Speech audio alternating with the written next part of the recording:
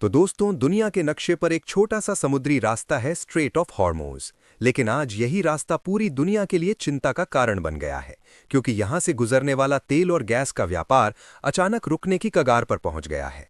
और इसकी सबसे बड़ी वजह है ईरान, इजराइल और यूनाइटेड स्टेट्स के बीच बढ़ता तनाव, जिसने समुद्र के इस रास्ते को लगभग बंद जैसा कर दिया है।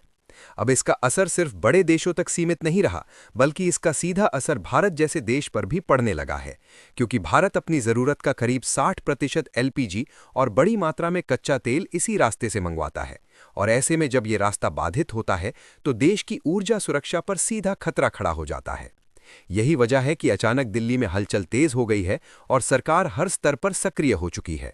और बड़ी खबर ये आ रही है कि अफ्रीका का एक देश अंगोला है, जो कि भारत से भले ही लगभग 8000 किलोमीटर की दूरी पर है, लेकिन अब यहां से एलपीजी और एलएनजी जैसी गैस लाने की तैयारी भारत द्वारा की जा चुकी है। बहुत बड़ी डेवलपमेंट निकल कर आ रही है, तो इस वीडियो में पूरा समझते हैं। लेकिन ऐसे मुश्किल वक्त में भारत अपनी सप्लाई को डाइवर्सिफाई करते हुए अफ्रीका के देश तक अपना संपर्क बढ़ा चुका है। उसके लिए वीडियो को एक लाइक करके चैनल को सब्सक्राइब जरूर कर लीजिए। सबसे पहले ये समझिए कि गैस संकट को लेकर स्थिति इसलिए भी गंभीर है, क्योंकि कतर अकेले भारत को लगभग 29% एलपीजी सप्लाई करता है और वहां से आने वाले जहाज भी इसी रास्ते पर निर्भर हैं। लेकिन जंग के माहौल में ये जहाज बीच रास्ते में फंसने लगे हैं, जिससे ये डर बढ़ गया है कि कहीं भारत का 90% तक एलपीजी आयात प्रभावित ना हो जाए। और अगर ऐसा होता है तो इसका असर सीधे करोड़ों घरों की रसोई पर पड़ सकता है। इसी खतरे को देखते हुए भारत इस स्थिति पर नजर बनाए हुए है और लगातार अलग अलग देशों से बातचीत की जा रही है। साथ ही पर्दे के पीछे कूटनीतिक स्तर पर भी कोशिशें जारी हैं, ताकि धीरे धीरे रास्ता खुल सके और भारत के जहाज सुरक्षित निकल सके। लेकिन सवाल ये है कि क्या कुछ जहाज़ों के निकल जाने से इतनी बड़ी समस्या का समाधान हो पाएगा? जवाब है नहीं, क्योंकि हालात अभी भी पूरी तरह सामान्य नहीं हुए हैं और युद्ध थमता हुआ नजर नहीं आ रहा, बल्कि और भी जटिल होता जा रहा है। ऐसे में सबसे बड़ा सवाल यही उठता है कि क्या भारत इस संकट से बच पाएगा या फिर देश को किसी बड़े ऊर्जा संकट का सामना करना पड़ेगा। और यहीं से शुरू होती है भारत की नई रणनीति की कहानी, जहां भारत अब सिर्फ एक रास्ते या एक क्षेत्र पर निर्भर रहने के बजाय नए विकल्पों की तलाश में जुट गया है। जब हालात बिगड़ते दिखे तो भारत ने तुरंत अपनी रणनीति बदलनी शुरू कर दी और अब नजर सिर्फ खाड़ी देशों पर नहीं रही, बल्कि दुनिया के अलग अलग हिस्सों की ओर बढ़ाई गई।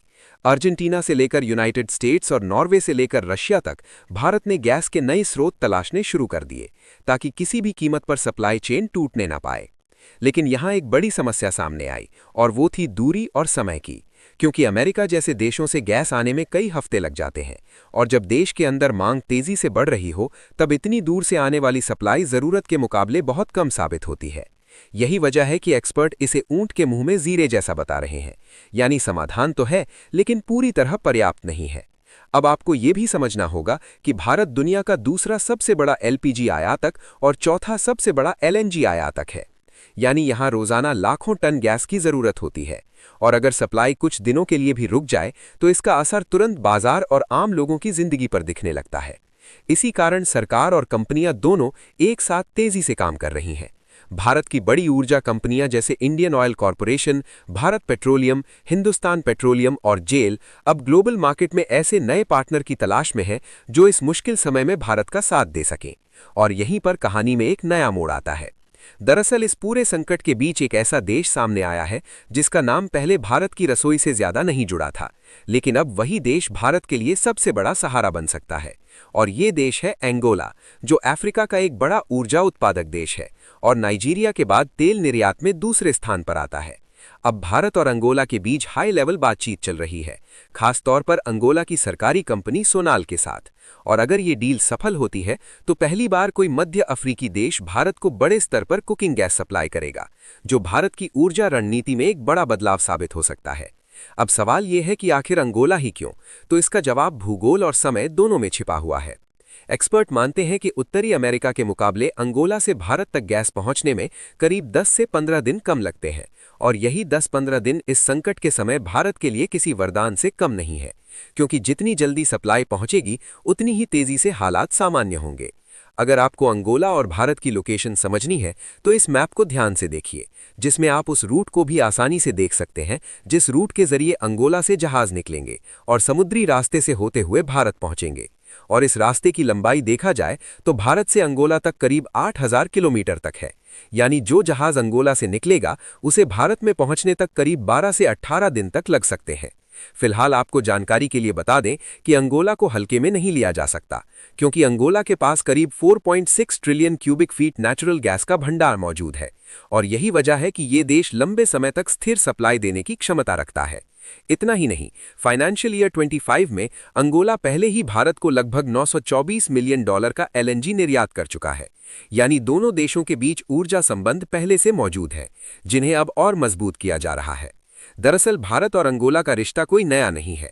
इसकी शुरुआत साल 1985 में हुई थी और आज वहां करीब 8,000 भारतीय रहते हैं, जो वहां की अर्थव्यवस्था में अहम भूमिका निभा रहे हैं, चाहे वो व्यापार हो, खेती हो या सर्विस सेक्टर।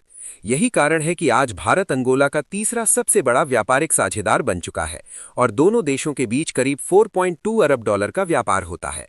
भारत सिर्फ वहां से गैस नहीं ले रहा, बल्कि बदले में डिफेंस, दवाइयां, कृषि तकनीक और कई अन्य क्षेत्रों में सहयोग भी दे रहा है। साथ ही माइनिंग और स्पेस जैसे सेक्टर में भी दोनों देश मिलकर काम करने की तैयारी कर रहे हैं। यानी ये रिश्ता सिर्फ व्यापार तक सीमित नहीं है, बल्कि एक मजबूत रणनीतिक साझेदारी में बदल रहा है। अब अगर इस पूरे संकट को देखें तो साफ नजर आता है कि भारत सरकार की डाइवर्सिफिकेशन नीति धीरे धीरे असर दिखा रही है, क्योंकि अगर स्ट्रेट ऑफ हॉर्मोज जैसे रास्ते बंद भी हो जाएं, तब भी भारत के पास दूसरे विकल्प तैयार हैं और यही कारण है कि बड़ा संकट टलता हुआ नजर आ रहा है। हालांकि स्थिति को पूरी तरह सामान्य बनाए रखने के लिए अभी भी लगातार प्रयास जारी है, लेकिन जिस तरह से भारत ने हजारों किलोमीटर दूर अफ्रीका में अपनी ऊर्जा सुरक्षा का नया रास्ता खोज लिया है, उससे ये साफ हो जाता है कि अब भारत सिर्फ संकट से बचने वाला देश नहीं, बल्कि संकट में भी रास्ता निकालने वाला देश बन चुका है और यही भारत की सबसे बड़ी ताकत बनती जा रही है। फिलहाल इसके अलावा जो सबसे बड़ी खुशखबरी देखने को मिल रही है वो ये है कि भारत भले ही अफ्रीका के अंगोला जैसे देशों से अपनी सप्लाई को सिक्योर कर रहा है, लेकिन इसके बावजूद भी भारत की ओएनजीसी कंपनी ने एक बड़ा कमाल दिखा दिया है। दरअसल oil and natural gas corporation limited यानी ओएनजीसी ने अरब सागर में अपने दमन अपसाइड डेवलपमेंट प्रोजेक्ट DUDP से गैस उत्पादन शुरू कर दिया है। 29 मार्च को प्लेटफॉर्म B124P से गैस का उत्पादन शुरू हुआ और इसे सीधे हजीरा प्लांट भेजा गया। खास बात यह है कि इस विशाल प्रोजेक्ट को अवार्ड मिलने के महज 2 साल के भीतर पूरा कर लिया गया। मुंबई से 180 किलोमीटर दूर ये प्रोजेक्ट प्रतिदिन 5 million standard cubic metre gas उत्पादन की क्षमता रखता है और इस बात की जानकारी खुद ओएनजीसी ने अपने एक्स अकाउंट पर शेयर किया है, जिसे आप अपनी स्क्रीन पर देख सकते हैं।